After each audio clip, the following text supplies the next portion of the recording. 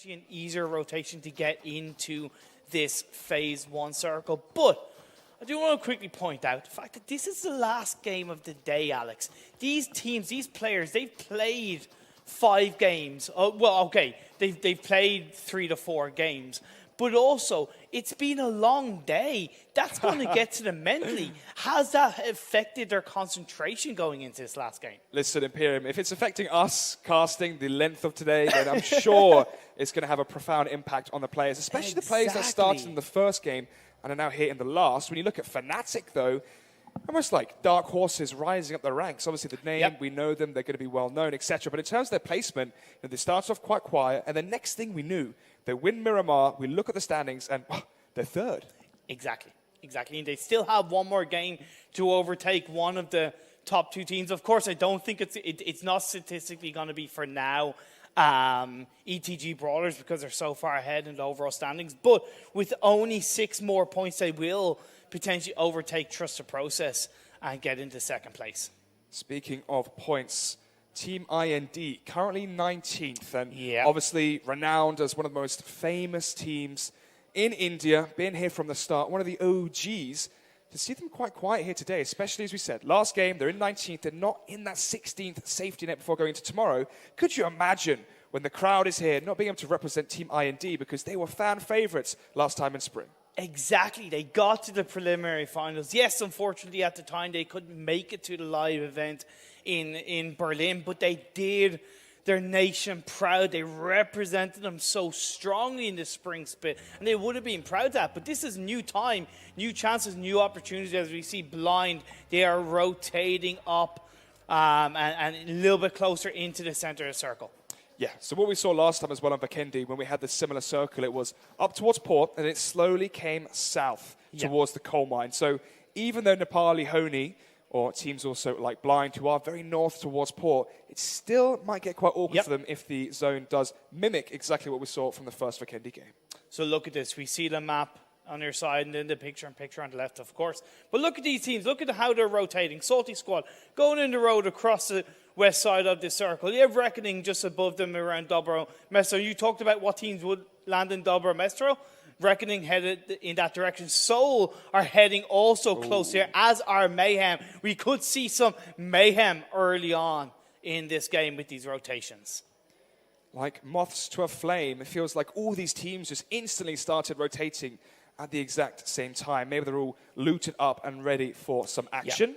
We've got MegaX coming into Dino Park, and didn't get a chance to say it in the preface before the game actually started, but for me, this is the do-or-die game for MegaX. They're towards the bottom 20. They need to get a win here before going into tomorrow, as they were touted as one of the best teams coming into this event, even by Carry. They're 23rd with 3 points in 3 games. 3 points? At least that's... No, sorry. No, my apologies. 9 points in 3 games. Okay. At least that's an average. It's just a really bad average of 3 points per game. They need to kick it up a gear. I totally agree with you. This is the last game of the day. This is where they need to pull it out of the bag and set themselves up for a strong day tomorrow. Help raise that confidence overnight so it doesn't get too much to their head. But these rotations are coming in. So, speaking of rotations and speaking of places on the map, we know that Vikendi is a compound-heavy map. We know that teams like to play the center of the circle, get nice and situated in, and then wait for teams to come into their line of sight. With the circle, with the teams we see as they are placed, which ones have the best foothold here in compounds?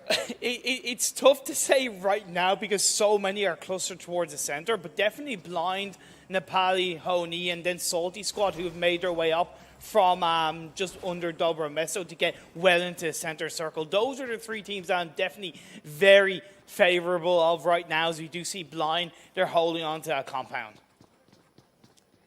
They are indeed, and as we just mentioned, lots of teams will be keeping their grubby paws on those places on the map. MegaX coming into rotation as well. We're going to be seeing Godlike very, very shortly. And let's look. So we see, we talk about the circle. We have currently about 4 teams that are actually outside the circle. That is 5 teams. Mayhem, MegaX, Reckoning. No, 4 teams and Insane. They are all outside the circle. Finally, we kick off the action here on the final map of the day. Salty Sadha spots up the players from 0 degree. But instead, the flank coming out perfectly here from Vcash, as you can just wait just the perfect moment to lay out the damage, and empties his clip, but can't quite get the damage done, and actually downs himself as well. So flanked on his lonesome, and the risk did not pay off. He should be okay, though. If Surya can get to him, we see Sada from Salty Squad isn't providing too much cover fire for Nima, so that should work out. But Mortal from Seoul gets taken out by Nepali Honi. That's the powerhouse of Seoul taken out. What is he doing? Just in the open there, on the main road. He has his two teammates, Clutch God and Raquel Toss, in the compound there. Viper as well joining them in the vehicle. Just out in the open in no man's land, asking to be taken care of. So maybe he can go back to streaming instead for the rest of this one, because he's going to be waiting for a while before this game does end. But still, 16 teams remaining. We saw as well in the last game of Miramar, Clutch God was second, so they can still play this one out. Let's talk real quick, even though that loot crate nobody's going to go for it, it's in the middle of the water.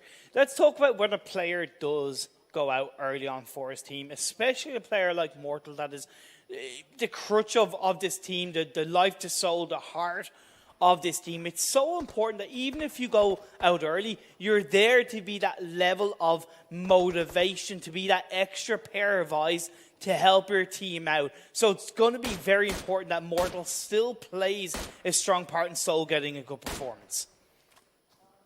Nepali Honi spot out the players from Seoul. Now they know exactly where the rest of Mortal's team are lurking. And one good thing for Nepali, let's think about it. They only have 180 degrees to look at, because right behind them is the water. Yes. There's going to be nobody near them, so they can focus much more on where Seoul are. So, waiting for the blue zone to continue to come in before we enter phase 2.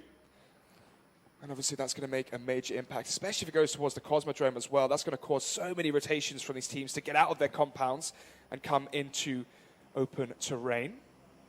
As far as I know, if I'm not mistaken, every single team is inside the circle now, Alex. So we have all 16 teams are a little bit more bunched up together. Of course, we saw this phase 1 around 50% water, so that land mass for these teams to grab a compound on is harder.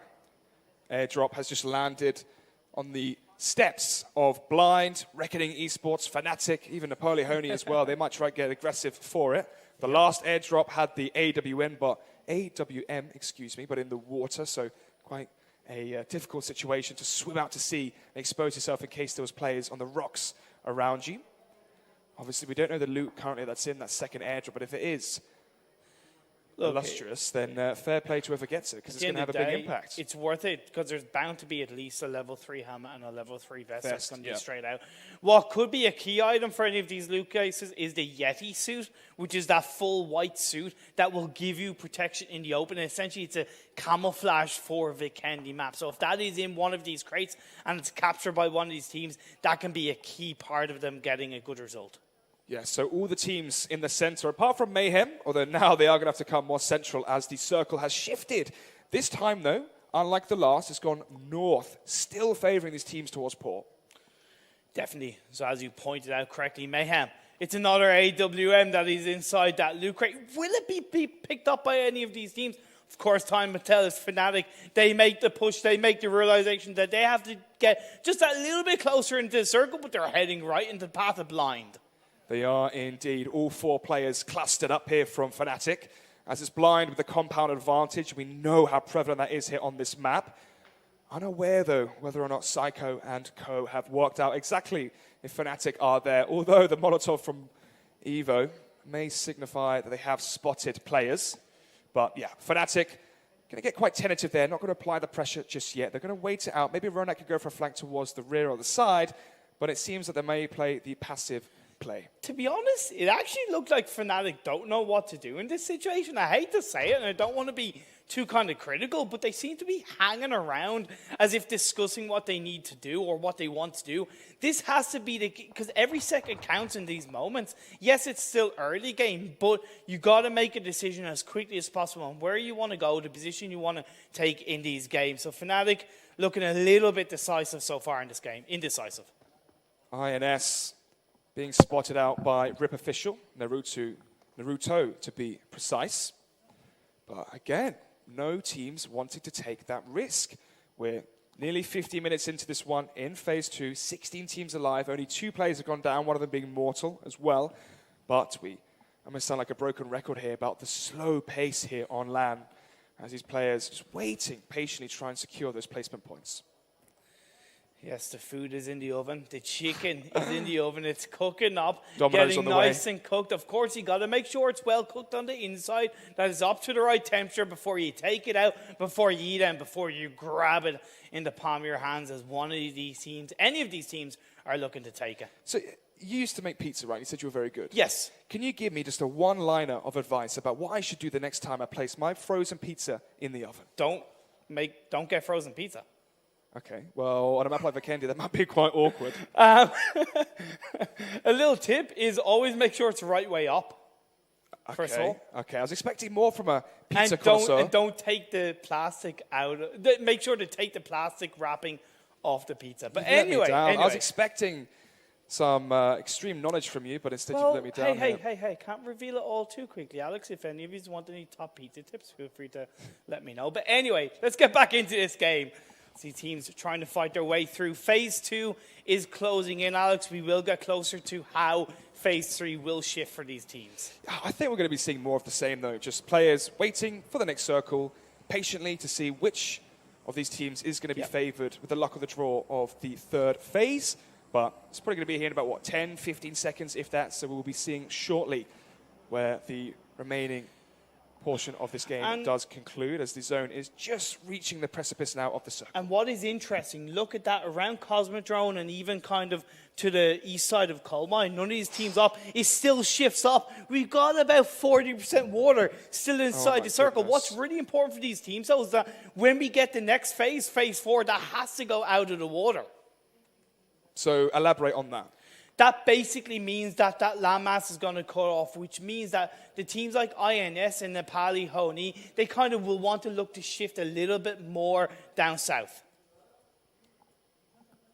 Down south, I see, as it goes away from the water. Yeah. Cool, now I'm with you. So, 8-Bit get caught in the open here as they're trying to make the rotation in towards this compound. 0 Degree have spotted them out in the open. Avi is downed, but not quite out just yet. Maybe Ash or one of his teammates can try and revive him if he can get inside the building. But it seems like 0 Degree have realized they have the advantage here. So 3 versus 4 while one of the players is downed. And my goodness, the Molotov doing so much here for 8-Bit. I fell into a burning ring of fire as not a member of 8-Bit goes down. 0 Degrees rush into the compound to try and get that squad wipe. 3 members down for 8-Bit. Ted just left standing. Oh, this is a whitewash here for 0 Degree, just annihilating each and every member from 8-Bit as Ted, all in his lonesome, just drifting away in his vehicle, leaving all of his teammates behind as he waves the white flag of retreat. But they have a new boss to try and deal with this godlike. They've heard the sirens of bullets echoing here towards the compound surrounding 8-Bit, and they want a piece of the pie. What's really good for 0 Degrees, actually, believe it or not, is they did that with taking little to no damage, which means they've gotten hold of the resources that 8-Bit had in their loot crates. They're going to be able to get all of the ammo that they need, which is going to make them stronger. The likes of the smoke grenades getting in later into this game.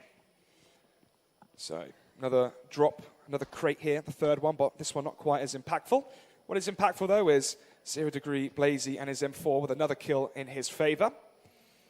So, phase 3 now, the zone is starting to finally move inwards, and that's going to be quite awkward for, well, I was about to say some names, but actually Imperium, all the players are inside the circle. It's very strange to see. Typically, some play towards the edge, but I guess on Vikendi, we don't see the same. And as I said, I think it's kind of a little bit rinse and repeat for some of these teams that dealt with the circles in the first Vikendi map of the day, where it's a little bit of deja vu. But I want to see how this phase 4 is going to shift. If it goes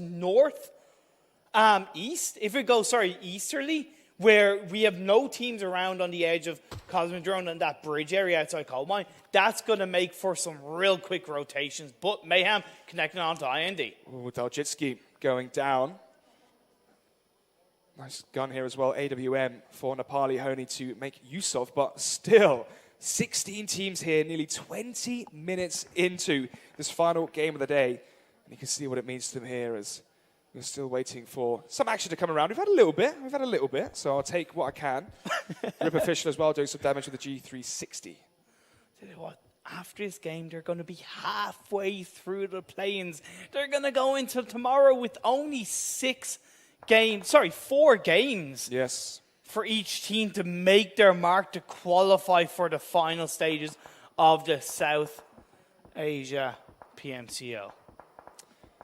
So, the next circle has come in. Phase 4. And look at this again, going more northern once again. What? So, Coal Mine is out of the picture. Salty Squad, Team IND, Mayhem, MegaX as well in their vehicles. In such a predicament here as they're all just on the outer edge of the zone.